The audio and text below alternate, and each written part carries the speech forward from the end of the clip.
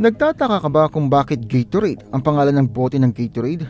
Baka magulat ka na may koneksyon ito sa isang university football team at sa determinasyon ng isang doktor na maibsan ng uhaw ng mga manlalaro hindi lang sa isang paraan. Tara at alamin natin ang kahanga-hangang paglalakbay ng sikat na inuming ito. Pero bago pa natin ituloy ang diskusyon, make sure na i-hit mo ang like button at i-subscribe ang channel ko kung hindi mo pa nagagawa. At kung gusto mong ma-notify sa bawat bagong video ko, i-click din ang bell icon. Malaking tulong yun sa akin at sobrang na-appreciate ko yun. Nagawa mo na? Alright, simulan na natin.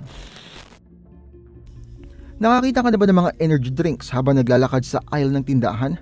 Mga pangalang tulad ng Rockstar, Red Bull at Monster na humihingi ng pansin.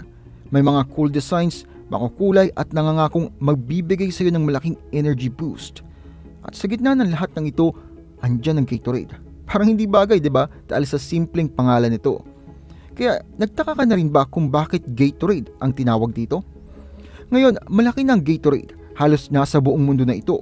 Noong 2021, nagbenta sila ng 4.31 billion cases sa buong mundo at halos kalahati nito ay sa US.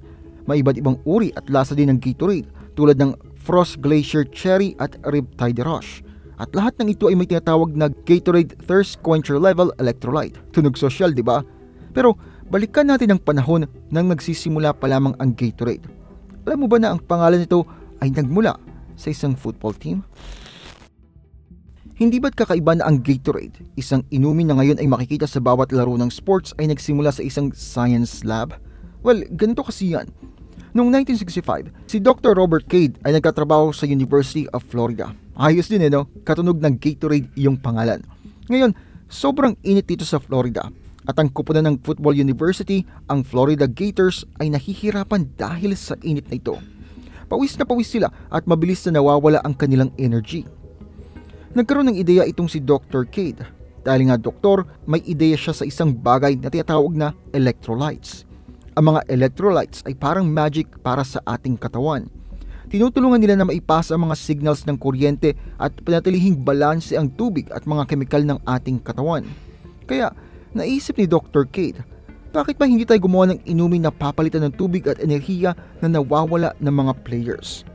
Nakakuha siya ng pahintulot mula sa coach ng Gators na si Ray Graves para subukan ang kanyang inumin sa mga manlalaro. Hindi talaga sigurado si Coach Graves kung ano ang science sa likod nito, pero pinagkakatiwalaan niya si Dr. Cade.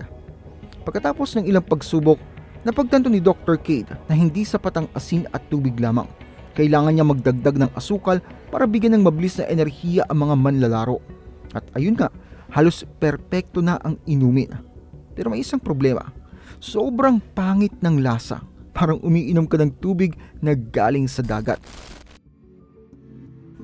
Si Dr. Robert Cade ay may magandang ideya para tulungan ang Florida Gators, pero ang unang bersyon ng Gatorade, well, sabihin na lang natin na hindi ito hit.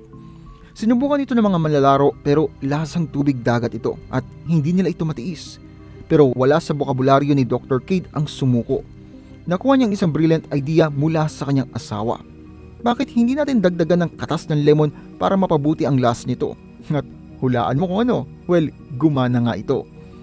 Sa bago at pinabuting lasa, nagkaroon ng malaking pagsubok ang Gatorade noong October 2, 1965. May laro ang Florida Gators laban sa Louisiana State University. Pagkatapos magsimulang uminom ng Gatorade, nagbago para sa ikabubuti ang performance ng team. Nadalo pa nga sila sa Orange Bowl noong 1967 at malaking bagay yun. Mabilis sa mga pangyayari pagkatapos noon. Nagpasya si Dr. Cade na ibentang formula ng kanyang inumin. At hulaan mo kung sinong bumili. Well, isang kumpanya lamang na tinatawag na Stokely Van Camp na kilala para sa, wait for it, canned pork and beans. Oo, parang ang layo, di ba? At dahil doon, ang Gatorade ay nasa mga lata pa sa unang bersyon nito. Isipin mo kung paano nila binubuksan yon.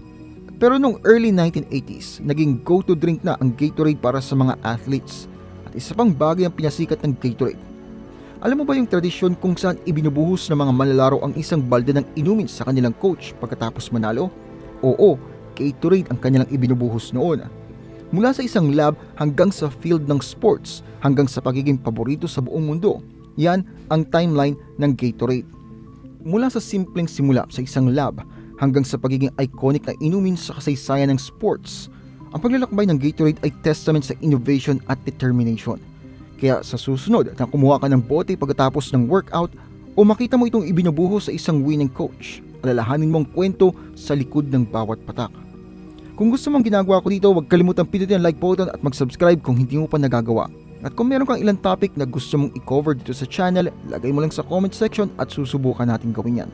Maraming salamat sa panonood at kita-kits tayo sa next video.